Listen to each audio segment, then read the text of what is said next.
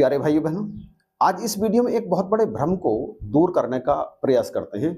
आइए, दरअसल वर्षों से कुछ लोग लगातार ये भ्रम फैलाए हुए हैं कि जब गीता में भगवान श्री कृष्ण अर्जुन को उपदेश दे रहे हैं तो वो अर्जुन को उपदेश देने वाले भगवान कृष्ण नहीं हैं, वो तो उनके शरीर में बैठा हुआ महाकाल है जो अर्जुन को युद्ध करने के लिए तैयार कर रहा है।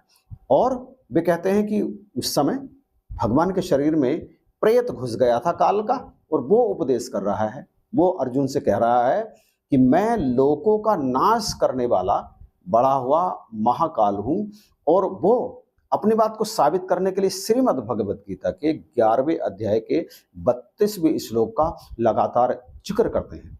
तो उस श्लोक में, उसके अर्थ में ये मौजूद तो है, ये लिखा तो है कि भगवान कह रहे हैं कि मैं लोकों का नाश करने वाला बढ़ा हुआ महाकाल हूं। भगवान अपने आप को उस समय महाकाल कह रहे हैं और दूसरे लोग इस बात को बढ़ा चढ़ाकर बड़ा दुष्प्रचार करते हैं कि उस समय भगवान नहीं बोल रहे थे, वो तो महाकाल बोल रहा था भगवान के शरीर में बैठकर। भगवान ने अपने आप को महाकाल क्यों बताया? इस विषय पर तो वीडियो में जरा आगे बात करेंगे। पहले थोड़ा व्यावहारिक रूप से देखते हैं कि क्या कोई प्रेत, कोई भूत किसी के भी शरीर में आकर के बैठ सकता है, किसी के भी शरीर पर कब्जा कर सकता है? आप जरा कमेंट में आकर के बताइएगा तो सही, क्या प्रेत किसी के शरीर पर भी आ सकता है? मुझे तो अपने अनुभव की बात पता है कि मैं वस्तुतः एक साधारण इंसान हूँ, बहुत साधारण इंसान।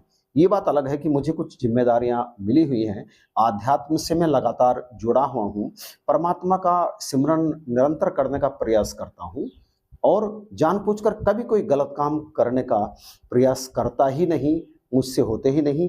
झूठ या दूसरी गलत चीज़ें मैं चाहता हूँ कि ना बोली जाएं, कम से कम बोली जाएं। इस शरीर के माध्यम से मैं इस बात का पूरा ध्यान रखता हूँ और इसका परिणाम कुछ ऐसा दिखाई देता है कि कई बार ऐसे लोगों से बात करने का, उनसे मुलाकात करने का अवसर मिला है जिनके शरीर पर आत्माएं आई हैं, और उनसे बात करने पर जब मैंने उनसे कहा कि इस शरीर को छोड़कर क्या आप मेरे ऊपर आ सकते हैं, एक आध वीडियो में पहले भी मैंने ये बात रखी है, तो उन्होंने, एक ने नहीं, हर एक ने, मैं ये बात हर किसी से पूछता हूँ, हर एक ने ये कहा कि हम आपके शरीर पर नहीं आ सकते। तो मैंने उनसे पूछा क्यों? मैं भी इंसान हूं और ये भी इंसान ही है जिसके शरीर पर तुम हो। तो उन्होंने ये बात कही कि आपके शरीर में से ज्वालाएं निकलती हुई हमें दिख रही हैं, अगर हम आपके शरीर पे आएंगे तो जल जाएंगे, हम नष्ट हो जाएंगे आपके शरीर में। और ऐसी बहुत सारी बातें उन्होंने कही, यदि मैं उनका यहाँ पर जिक्र करूं तो आप कहेंगे कि अपनी तारीफ खुद ही कर रहा है। मैं उनसे बचने का प्रयास कर रहा हूं, बस इतनी बात बता रहा हूं कि उन्होंने मेरे शरीर पर आने से बिल्कुल स्पष्ट इनकार कर दिया। और आप देखिए, वो जिसके शरीर में आते हैं वो या तो मानसिक रूप से बहुत कमजोर होते हैं या किसी ना किसी प्रकार की आदि व्याधि से वो ग्रस्त होते हैं।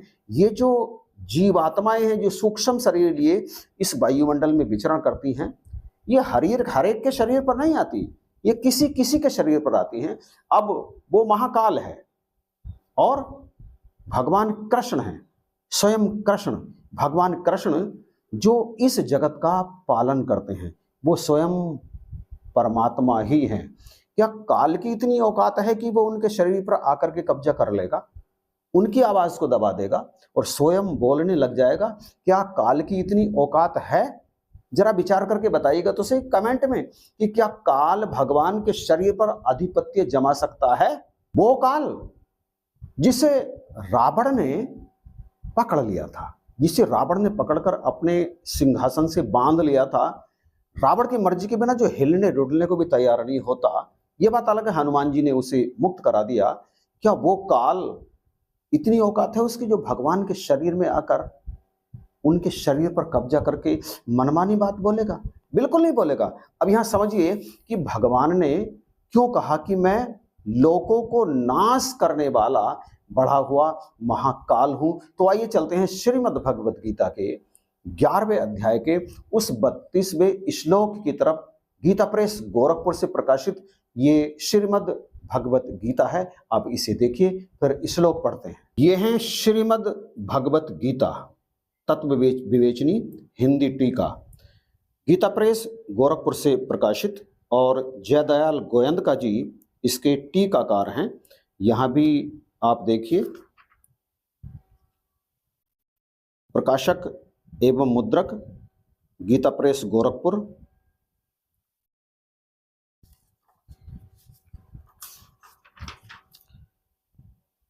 श्रीमद् भगवत गीता, टीकाकार जयदयाल गोयंदका जी। ये जयदयाल गोयंदका जी स्वयं बहुत बड़े विद्वान और गुरु रहे हैं। तो ये श्रीमद् भगवत गीता में पेज नंबर 540, 11वां अध्याय और श्लोक संख्या 32 आप यहाँ पे देखिए। यहाँ पे भगवान कह रहे हैं, कालोऽस्मि लोकक्षय कृत प्रवृद्धो लोकान समाहर्तुर्मिहं प्रवृत्तः ऋते अपि त्वा न भविष्यन्ति सर्वे ये अब स्थिताः प्रत्यनीकेषु योद्धाः। श्लोक संख्या 32। श्री भगवान बोले, मैं लोगों का नाश करने वाला बढ़ा हुआ महाकाल हूँ। इस समय इन लोगों को नष्ट करने के लिए प्रवृत्त हुआ हूँ। इसलिए जो प्रतिपक्षों की सेना में स्थित योद्धा लोग हैं, वे सब तेरे बिना भी नहीं रहेंगे, अर्थात तेरे युद्ध ना करने पर भी इन सब का नाश हो जाएगा। तो ये श्लोक आपने देखा। जयदयाल गोयंदका जी महान टीकाकार, स्वयं ब्रह्म ऋषि रहे हैं, और इन्होंने इस श्रीमद् भगवत गीता का ही नहीं और बहुत सारे धर्म ग्रंथों का टीका किया है।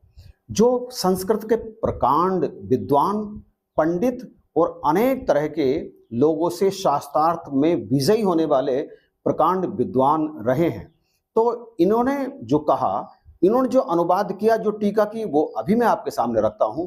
लेकिन इनकी इस टीका पर जो उंगली उठाते हैं, ऐसे जो लोग हैं जो स्वयं संस्कृत व्याकरण के बारे में जरा भी नहीं जानते। संस्कृत तो छोड़िए, उन्हें तो ढंग से हिंदी बोलनी भी नहीं आती।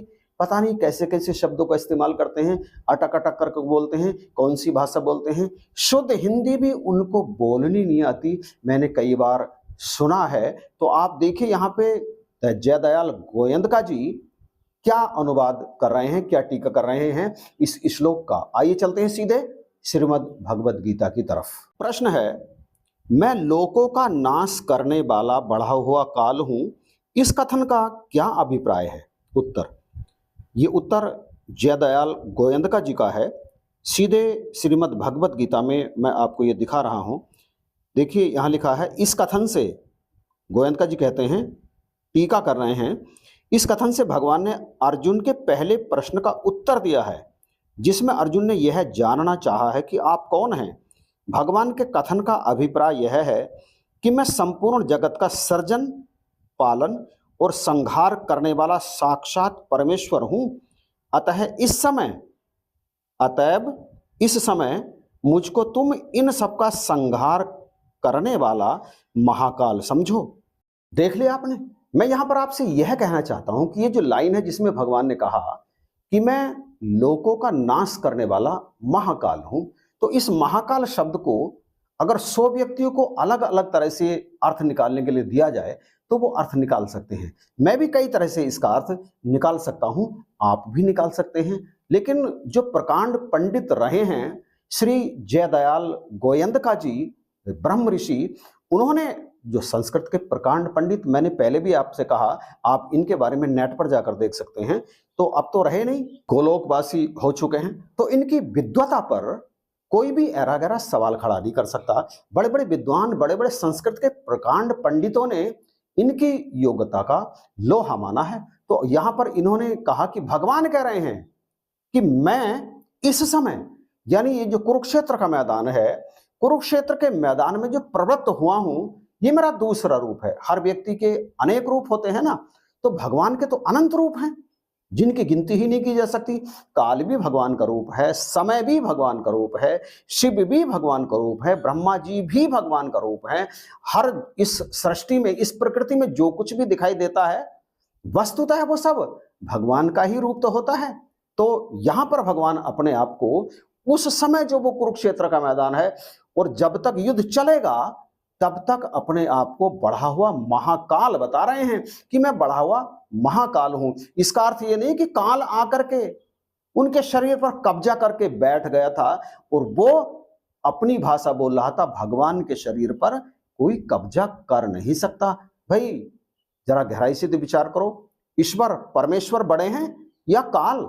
काल जिनकी मर्जी से अपने काम को संचालित करता है, क्या वो भगवान पर डोरी डाल सकता है, भगवान को बहला सकता है या भगवान पर कब्जा कर सकता है? जो काल, भगवान जब राम अवतार में थे तो अंतिम समय में जब दुर्वासा जी आए उस समय काल यानी यम देव की काल की बात भगवान से हो रही थी और लक्ष्मण जी बाहर पहरा दे रहे थे। तो वो तो उनसे निवेदन कर रहा है ना उस समय कि अब आप अपने लोक को चलो। और यहां पर काल आकर के क्या भगवान श्री कृष्ण के शरीर पर कब्जा कर सकता है उसकी इतनी औकात? बिल्कुल भी उसकी औकात नहीं है। तो जो बहकाने का प्रयास कर रहे हैं उनके बहकावे में बिल्कुल भी मत आना। अब मैं आपको बताता हूं दो तरह से, क्यों दो तरह मैं आपके चरणों में रख रहा हूं ये बात कि काल वास्तव में क्या। काल समय को कहते हैं ना, समय जो निरंतर निर्बाध गति से चल रहा है, प्रकृति में जो आ गया, चाहे वो भगवान श्री कृष्ण जी मथुरा के कारागार में स्वयं माता देवकी के यहाँ पर जब पैदा हुए तो जेल खाने के गेट खुल गए, चैन टूट गई, जितने पहरेदार थे सारे के सारे सो गए और भगवान को वसुदेव जी लेकर के चले गए गोकुल। ऐसे भगवान जब प्रकृति में आते हैं, रूप रख करके किसी भी रूप में आए तो वो प्रकृति के नियमों का पूरी तरह से पालन करते हैं। कहने का भाव यह है कि चाहे पेड़ हो, चाहे पौधा हो, चाहे कीट हो, चाहे पतंगा हो, मनुष्य हो, चाहे कोई भी हो, काल समय तो हर समय उसके पास होता है ना, हर समय उसके पास होता है और वो गुजर रहा है। काल क्या करता है? गुजरता है, बीतता है। काल बीतता है, इसलिए काल तीन कहे गए हैं ना, भूतकाल, वर्तमान काल और भविष्य काल। लगातार काल व्यतीत होता है। ये बात अलग है कि अलग अलग स्थानों पर काल की गति अलग अलग होती है। जैसे यहां धरती पर हमारे यहाँ काल की गति कुछ और है, चंद्रमा पर काल की गति कुछ और है, स्पेस में काल की गति कुछ और है। और यदि आप देवलोक को मानते हो तो देवलोक में काल की गति और है, अलग अलग आकाश गंगाओं में काल की गति कुछ और है। यहाँ काल का अर्थ समय, समय की गति कुछ और है। लेकिन समय जैसे जैसे बीतता है, जो पैदा हुआ उसकी आयु धीरे धीरे कम होती चली जाती है और एक समय ऐसा आता है, मैं समय की बात कर रहा हूं, काल की बात, मैं समय की बात कर रहा हूं। एक समय ऐसा आता है कि उसके जीवन की डोर यानी उसकी सांसें, चाहे पेड़ सांस ले रहा हो, पौधा सांस ले रहा हो, कीड़े मकोड़े कोई भी सांस ले रहा हो, उसकी अंतिम सांस बन जाती है और वो काल के गाल में समा जाता है। अर्थात वो समय में समा जाता है, वो समय में पीछे छूट जाता है। जैसे जैसे समय और आगे बढ़ता है वो जो काल के गाल में समाया वो और पुराना होता चला जाता है, वो भूत होता चला जाता है, वो भूत काल होता चला जाता है और इस तरह से काल उन्हें खा जाता है। कैसे खा जाता है? आने वाली 10-5 पीढ़ियों के बाद उसको याद करने वाला भी कोई नहीं होता, वो काल के गाल में समा गया, यानी समय में वो समय समा गया। ये है समय का चक्र।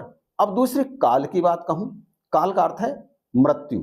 मृत्यु जो हर क्षण हर पल हर किसी के पास रहती है, मेरे पास भी, आपके पास भी, कीड़े के पास भी, मकोड़े के पास भी, हर किसी के पास। लेकिन कब झपट्टा मारती है? झपट्टा तब मारती है जब उस जिस्म में चलने वाली सांस अंतिम बन करके रह जाती है। तो वो काल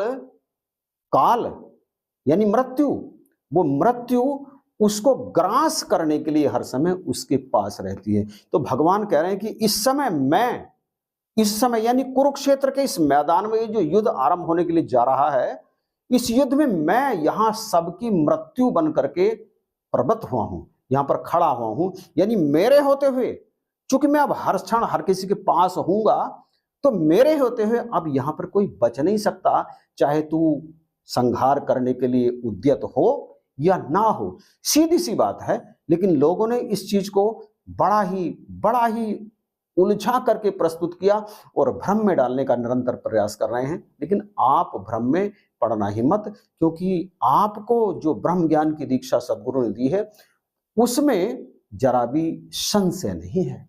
आप अपने आप में विचार करके देखो कि यहीं से आए हैं और इस शरीर को त्याग कर जीवात्मा को यहीं पे जाना है।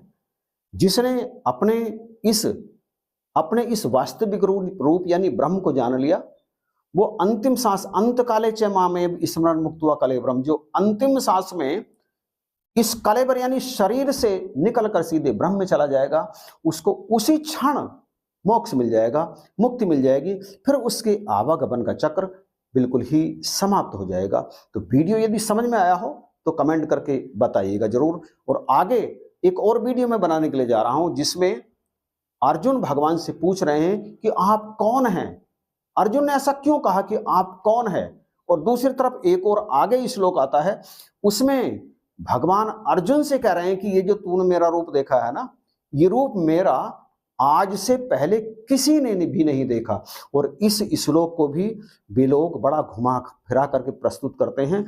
और यहाँ पर यानी YouTube चैनल यही है सच पर, उस श्लोक का भी वास्तविक अर्थ कि भगवान ने ऐसा क्यों कहा कि इस रूप को तुझसे पहले कभी किसी ने नहीं देखा। जबकि वो लोग कहते हैं कि पहले यशोदा को भी बचपन में भगवान ने अपने मुंह में दिखाया अपना विराट रूप, फिर कौरवों की सभा में भगवान ने दिखाया अपना विराट रूप, मरुस्थल में भार्गव उत्तंग मुनि को भगवान ने दिखाया अपना विराट रूप। परंतु यहां पर क्यों कह रहे हैं भगवान कि मेरा ये रूप आज से पहले किसी ने नहीं देखा। तो इस प्रश्न का उत्तर भी उस वीडियो में आपको देखने के लिए मिलेगा, जानने के लिए मिलेगा। तो आप जुड़े रहिए, YouTube चैनल यही है सच के साथ। आज के इस वीडियो को देखने के लिए आपका बहुत बहुत धन्यवाद।